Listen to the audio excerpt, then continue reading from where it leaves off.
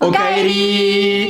Antes de nada queríamos daros las gracias por todo el apoyo que hemos recibido en los últimos vídeos. Muchos suscriptores, muchísimas vistas, o sea que el último vídeo despegó y no los esperábamos para nada, entonces muchas gracias. Y bueno, este vídeo va a ser un poquito más relajado. Ya. Y vamos a hablar un poco de curiosidades que tal vez no sabías de Japón. Sí, como por ejemplo, ¿por qué hay tantos seísmos en Japón? ¿Es cierto que los japoneses siguen siendo samuráis? ¿La Corea del Norte de verdad hackeó a Japón por culpa de los Estados Unidos? ¿Qué ocurre con la ciberseguridad en Japón? ¿Está en peligro? ¿Me puedo lamer el codo? ¿Y qué pasó con ese soldado que creía que todavía estábamos en guerra? Pues todo eso lo vamos a ver ahora. ¡Ikuse! Como seguramente lo sabes, Japón en tema de cibernética y de tecnología es uno de los pilares. Desde la década de los 80 fue un país referente con empresas como Sony, Toshiba o Nintendo. Y en todo eso hay un dato que nos trajo mucha curiosidad. Este hombre era el ministro de la ciberseguridad, Yoshitaka Sakurada. Durante un debate político le hacen preguntas que se suponen ser sencillas, a las cuales no responde directamente. 日本の原子力発電所は USB メモリはありますか？基本的には使わない。ないかをお聞きしてるんですけど、使うとかいうもんではないんですか？使わせないということで。Se ve claramente que no comprende las preguntas, hasta que su oponente le pregunta directamente. ちょっとお分かり、USB ジャックってどういうものかご存知ですか？ Y ahí es donde se descubre la competencia del ministro de la ciberseguridad. Que el espectáculo empiece. 仮にあったとしても、それは万全の対応をすると。使う場合はその穴を入れるらしいんですけども、細かいことは私はよく分かりませんので、もしあれだったら私よりも詳しい専門家に答えさせますけど、いかがでしょうか。 Pero si solamente la historia se parara ahí. 私は25の時から自分で独立をしてやっておりますので、そういうことについては常に従業員あるいは秘書に指示をすることでやっておりますので、自分でパソコンを打つということはありません。 La novedad fue tan fuerte que viralizó súper rápido. Periódicos internacionales como el New York Times se hicieron eco de la novedad. Poco después le echaron en cara que todo el mundo se cuestionaba si de verdad tenía las competencias para liderar la ciberseguridad del país, ya que ni siquiera sabe lo que es un elemento tan sencillo y corriente como una llave USB.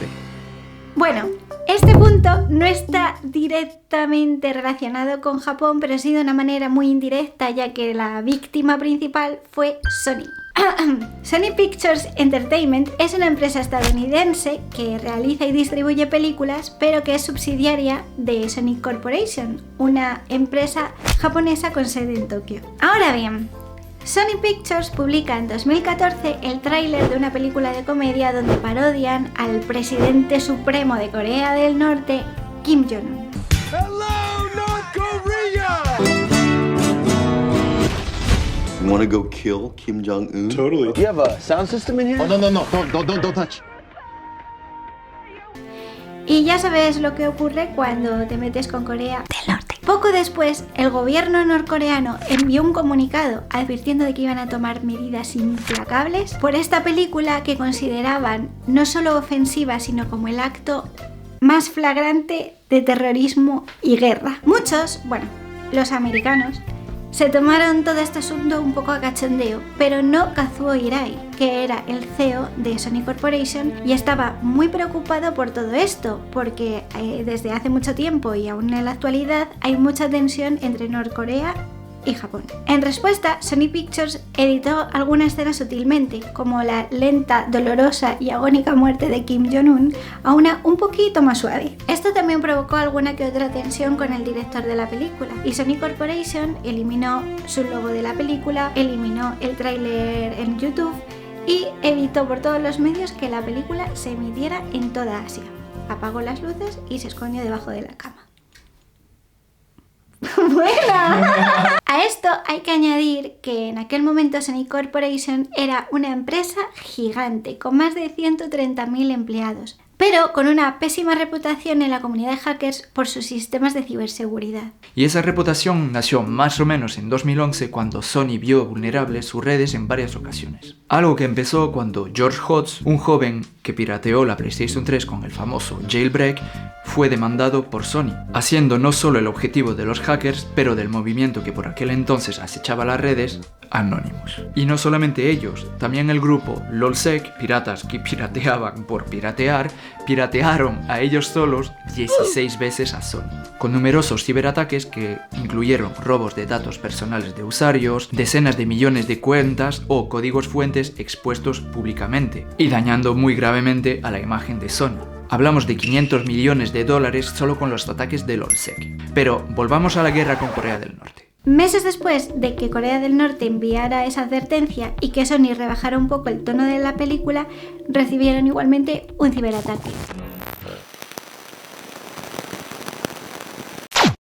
Como recuerdo de que no hay que meterse demasiado con el Tito Kim. El ataque fue tan monumental que ni siquiera se podían arrancar los sistemas, y de hecho llevó meses reconstruir las redes de Sony Pictures. Y además se publicaron películas en línea que todavía no habían sido estrenadas en el cine y información bastante confidencial, como por ejemplo el salario de los directivos, información de la seguridad social de los empleados, presupuestos de películas, pasaportes de los actores e incluso emails entre los directivos, en los que había cosas comprometedoras como por ejemplo decir que Angelina Jolie era una niña mimada sin talento o comentarios racistas sobre el presidente Obama. Los hackers piden de no estrenarse la película, haciendo amenazas terroristas con no ir al cine y de vivir cerca de un cine no quedarte en casa.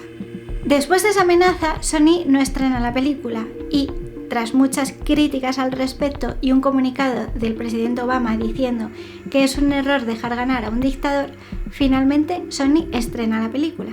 Una historia más que hizo mucho daño a Sony y que de verdad te hace replantear el hecho de si quieres hacerte una cuenta con ellos. Bueno, una curiosidad mucho más corta que las dos otras, pero que quedan más o menos en el tema, y es simplemente el hecho que Japón aún usa el fax. Y no es solo que el fax esté usado por algunas personas o por los más ancianos, no, es casi por todo el mundo, en toda empresa, pequeña como grande. Hasta en algunos procesos de la administración el fax es obligatorio. De hecho, la sección fax aún la puedes encontrar en muchas tiendas electrónicas. Las razones del uso del fax son muy variadas y seguramente difícil de responder concretamente, pero podremos hacer un resumen de por qué cambiar algo que funciona bien. Y eso la verdad que lo aplicas más o menos por todo en Japón. Pero también porque llevaría demasiado tiempo para cambiar para algo que tal vez no funcione bien. O porque tal vez usan aún el ANCO para firmar. O simplemente porque el fax no es tan fácil de hackear como Sony. Eso fue gratis, ¿eh? Hablando de cosas antiguas, ¿sabías que Japón es desde el 2004 el país más longevo del mundo? Bueno, el segundo país si consideras Mónaco como un país. Se dice que su dieta rica en pescado y fermentos es la base de su buena salud. En 2023 la esperanza de vida de los hombres alcanzaba los 81,4 años y el de las mujeres 87,4. El hombre registrado como la persona que más ha vivido en el mundo es Jiroemon Kimura, que llegó a vivir 116 años y 54 días.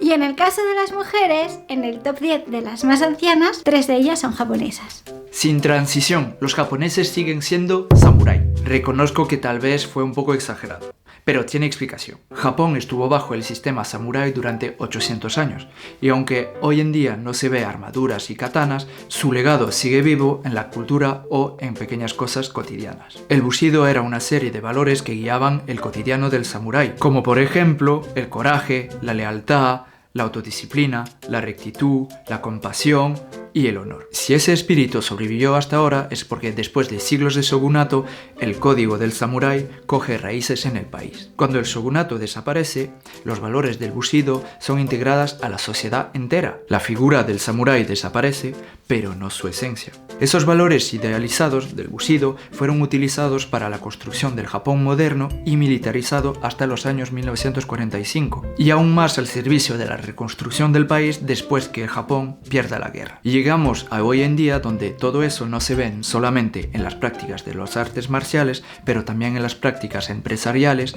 y sociales. Este arraigo al honor se ve, por ejemplo, cuando cae una persona. Depende de la caída, claro, pero muchas veces la gente va a apartar la mirada, y aún más si es un hombre. Y eso es sobre todo para enseñar, pues, que, ¿sabes? De no ponerte mal a gusto. No te hemos visto caer, nada pasó. El honor está intacto. Y eso, pues, la persona que cayó se va a levantar súper rápido, justamente para no enseñar un momento de debilidad. Esta fuerte presencia del Bushido en su personalidad se ve también, por ejemplo, en las disculpas públicas acompañadas de profundas reverencias de respeto.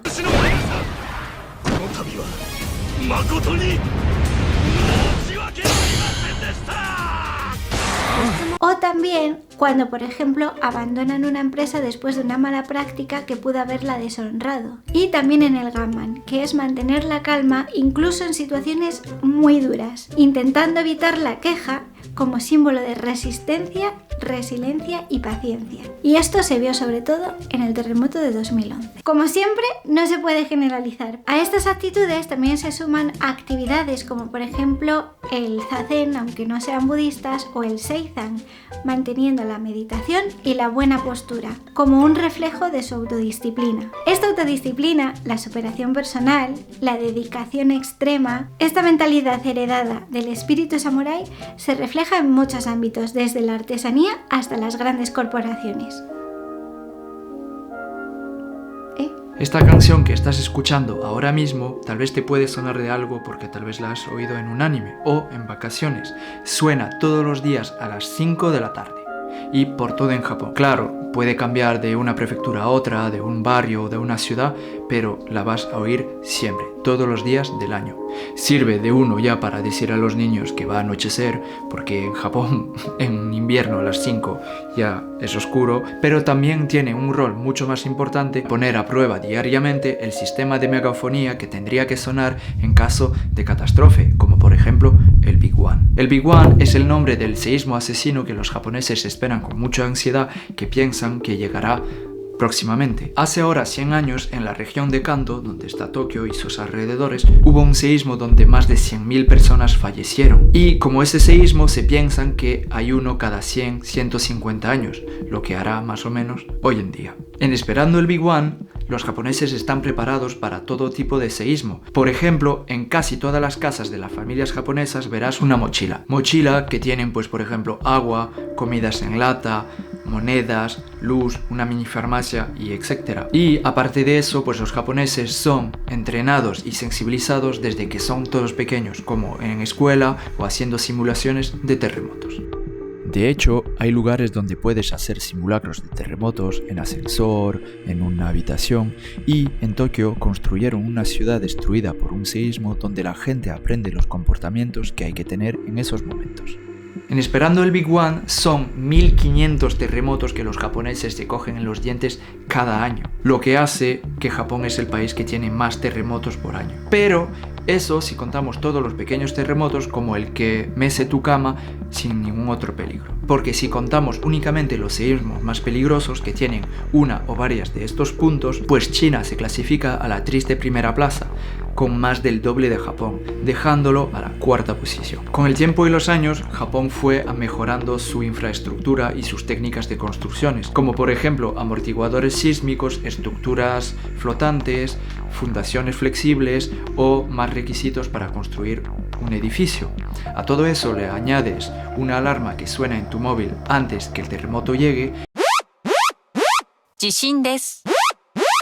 lo que te da el tiempo de subir en altitud o ir a lugares hechos para protegerte de los seísmos. De hecho, esa alarma la primera vez que la oyes te pone una angustia, y también encontraron maneras de proteger la orilla del mar para que los tsunamis que estén hechos o no por los seísmos no lleguen al interior de las tierras, o de hecho que sea menos impactante. tienen tanta confianza que construyen, pues si ya fuiste a Japón ya verás en Shinjuku y Shibuya edificios súper altos. Sobre todo en 2012 acabaron la construcción de la Skytree, que era la torre, la segunda más alta del mundo en su momento. Es que construir eso tan alto cuando sabes todo lo que pasa. Cuando aún sabes más que puede llegar un Big One. Entonces, para ver a qué punto lo tienen controlado. Y bueno, si Japón está expuesto a tantos seísmos, es por una razón, es que está en el medio del cinturón de fuego o anillo de fuego del Pacífico, que son 4 placas tectónicas, nada que ver con esta moda súper rara que hubo en Francia. Menos mal que no llegó más lejos, pero que son eso, placas que están en constante movimiento y que no solamente hacen seísmos, pero también islas. Japón es un archipiélago y eso quiere decir que está formada por un grupo de islas. ¿Y cuántas dirías? Más o menos, ¿unas 5? Esas serían sus principales: Hokkaido, Honshu, Kyushu, Shikoku y Okinawa. Pero no, tiene muchas más. 6.852 islas. O eso es lo que se creía hasta 1987. En el 2023, gracias a las nuevas tecnologías, las fotos aéreas, etcétera, etcétera, se contó hasta 14.000 islas de más de 100 metros cuadrados, en las que solo en 421 hay gente viviendo actualmente y algunas son un poco especiales, como la isla de los conejos o la isla de los gatos. Hablando de islas, ¿sabías que en una isla de Filipinas estaba el último soldado japonés en rendirse? Hiro Onoda, oficial de inteligencia y experto en guerrilla, fue enviado junto con 3 compañeros con la orden de no rendirse y esperar por refuerzos, orden que se llevó al pie de la letra. Años más tarde, la guerra termina y le envía mensajes a través de aviones, pero él nunca lo cree. De hecho, piensa que son los contrarios que le están tendiendo una trampa. Años más tarde, y después de que uno de sus compañeros se rindiera y los otros fueran asesinados, y de hecho se quedó solo, él se mantiene en su puesto esperando los refuerzos que nunca llegan. En el año 59 le dan oficialmente por muerto, hasta que en el año 74 un estudiante japonés lo descubre y le informa de que la guerra ha terminado, pero él no se lo cree. Cuando el estudiante vuelve a Japón, enseña una fotografía de él informando de que todavía está vivo, y es su propio general, que ya ni siquiera se dedica al ejército, tiene su propia librería, quien va a buscarle en persona y decirle que entregue las armas. Lo que hace oficialmente en ese momento a este soldado como el último japonés en abandonar la guerra. Si eso no es el Bushido.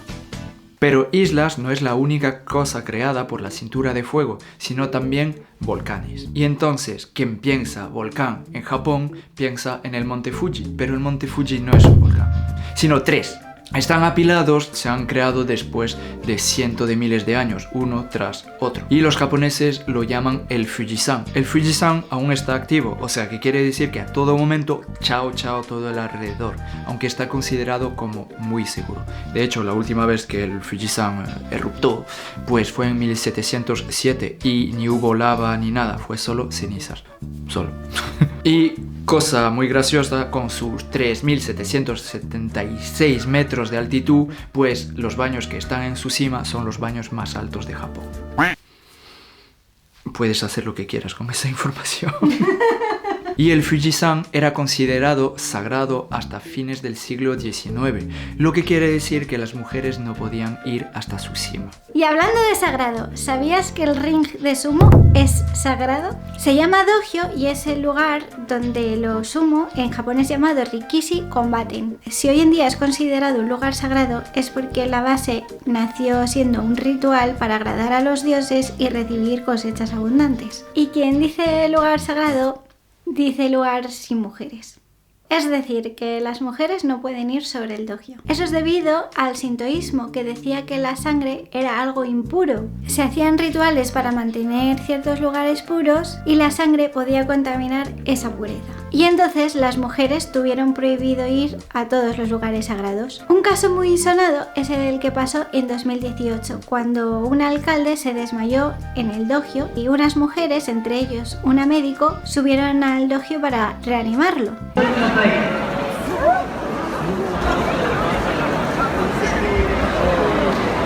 Y por el sistema de megafonía se escuchó al árbitro pedir que las mujeres abandonaran inmediatamente el ring.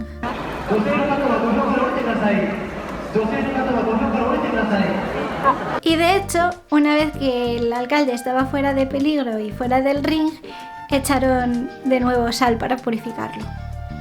Eso hizo muchísimo ruido y al final tuvieron que pedir disculpas y además dar las gracias a aquellas mujeres por haber subido al ring a ayudar al alcalde. Hoy en día el alcalde se encuentra bien y seguramente gracias a su rápida intervención. Y en cuanto al sumo, existe una liga de mujeres, pero no forma parte de la liga oficial de sumo de Japón, lo que hace que aún no esté del todo reconocido.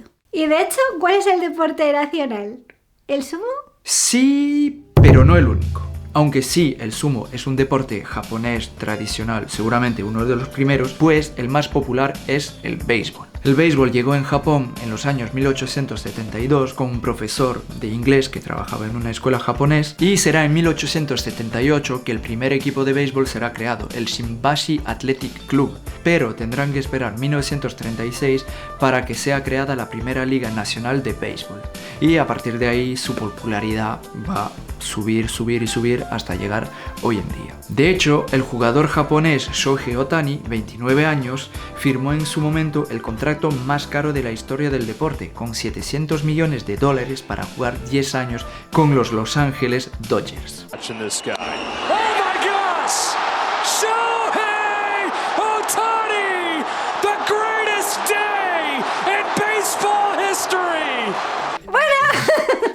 Bueno, pues nada, hasta aquí el vídeo de hoy. Una vez más, muchísimas gracias por estar aquí con nosotros y por el apoyo que hemos recibido en los últimos vídeos.